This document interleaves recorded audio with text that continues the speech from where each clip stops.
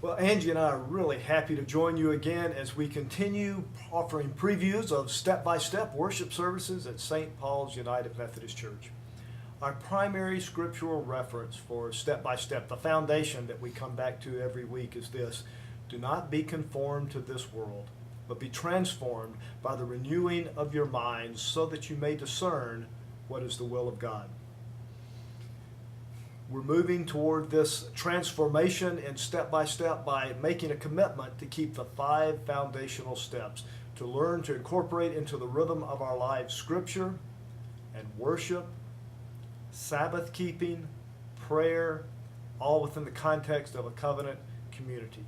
And today we want to talk about Sabbath keeping. We believe that it is not reasonable to expect consistent, significant spiritual growth over time unless we pay attention to these 5 foundational steps.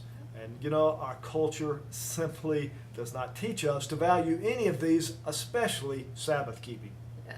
Yeah, I think our culture even does more than that. I think that our culture devalues Sabbath keeping because we value busyness and productivity, and to think about taking an entire day to do what is delightful to us, we just don't ever think in those terms. It sounds too good to be true, doesn't it? That it actually could be that the Bible could tell us that one of the most important things we can do is to set aside one day every week to do what is delightful. And that in doing that, we will be transformed. Well, I'm ready for that kind of transformation. Tell us, Angie, remind us why Sabbath keeping is important. Sabbath keeping is important for many, many reasons. The first of which I think is it's one of the 10 Commandments. It's one of the things that God gave us with a promise that will help us to have a healthy life. And Jesus affirmed that, and the earliest church affirmed that. And so to be a follower of Jesus and to do what he says, we need to keep the Sabbath. You know, it's the only 10 Commandment that is actually written into the creation narrative. Yes. It is written into the pattern of creation, Sabbath keeping. So to say that we can't do it is just to say that we're busier than God. Yes. And yes. that is a source of pride. I know. I'm busier than God, by golly. Yeah. Wow, that's good pretty for me. That's pretty arrogant, isn't it? I find it so interesting that in the creation narrative, when we think about Sabbath and the seventh day, we think God rested.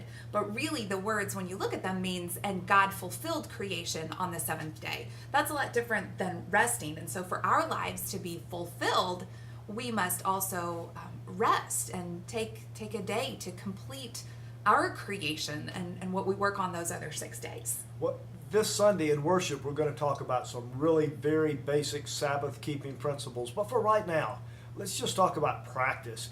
Angie, what day of the week is your Sabbath day? My Sabbath begins on Thursday night and ends Friday night. Now, of course, that's different from most people, isn't it? The vast majority of people would keep their Sabbath on their worship day, which makes sense. But for Angie and I as pastors, Sunday is a beautiful day and worship is powerful and life-giving and renewing. But I'm telling you, when it's over, I am exhausted. And so it is delightful, but it's not renewing in that same sense. If every day was like Sunday, I'm just not tough enough to make it through the week. So you keep your Sabbath on Friday. And what's your day like? What does your Sabbath day look like? Thursday night, I do nothing. I come home from some work things that I have on Thursday night, and So your Sabbath begins at night. Right, and that is that's the typical understanding of the Sabbath, because the Sabbath, in its essence, is a day for us to reconnect and be renewed by God. So we have to not do anything at the beginning of our Sabbath to show that we rely on God. So I wake up on Friday morning, and my Sabbath is halfway over, and I've done nothing. And that's a powerful reminder to me of what the Sabbath is about. That it's not about me. So it's great. So we wake up, and I keep my Sabbath on Friday, also Thursday night through Friday night, for the same reason that Angie does. And so we wake up, we're halfway through the Sabbath, we've accomplished nothing. However, God's plan for the world has just continued spinning right on without my participation, and it's not been hindered or damaged at all. As a matter of fact, it may have been enhanced by my absence for 12 hours. Yeah.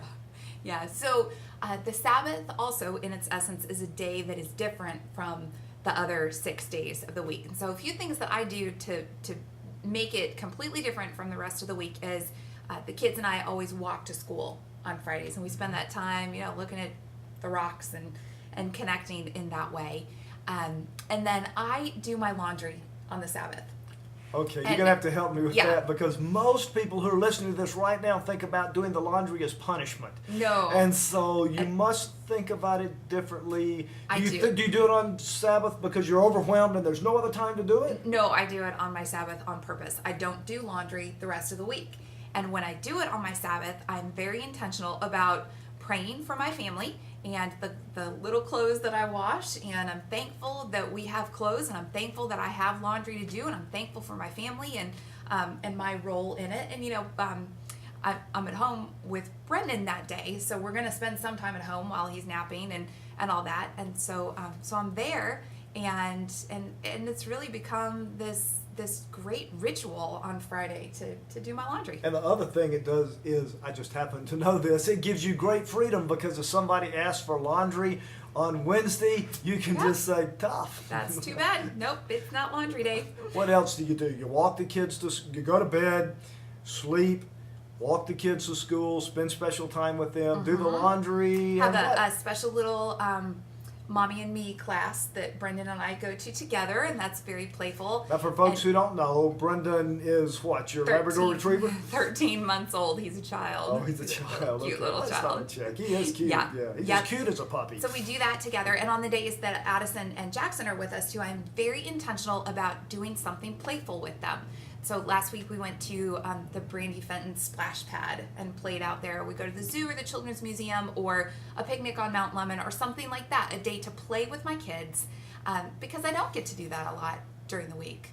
Good for you. You know, Yeah. my Sabbath is a little different in that my kids are adults. They're out of the house. They don't want to play with me that often, and I'm okay with that. Ann's at work, so really there is nobody on earth who cares what I do on Friday. I mean, that's okay with me. I'm really happy about that. So I run or ride my bike almost every day, and on Friday I run or ride longer than usual. Sometimes I have partners that do that with me. Occasionally Angie's able to do that with me. We have other training partners. I don't mind having people with me, I even like it, but I'm okay if I'm alone.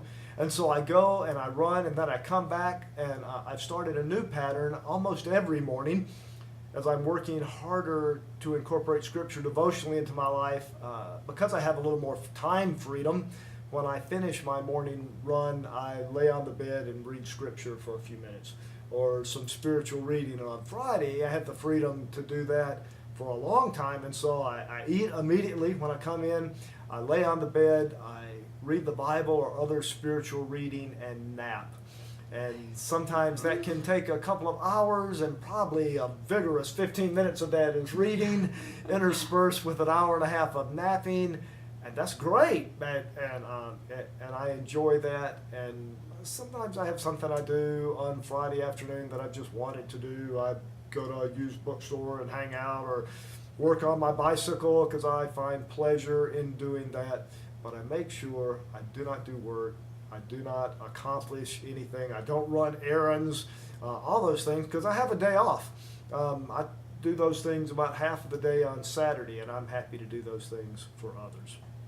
Angie, so some people are going to wonder, even as they listen to you, can a mother of 3 children, the oldest one's 7, the youngest one's 1, can you really afford to do this? Is this just a line? You're a pastor, or do you really pull this off? You cannot afford not to do this if you're a mother of 3, or 2, or 4, or 1. Well, this Sunday, we're going to talk about these principles in worship. You're going to hear it because you're going to keep the Sabbath day and keep it holy, and you'll be in church. However, if for some reason you can't, you can always listen to the sermons on our website, at least by Wednesday after they're delivered on Sunday, and you can read the step-by-step devotional book, which gives you real specific principles for Sabbath keeping. So we're really enjoying spending this time with you. Have a great day. See you on Sunday.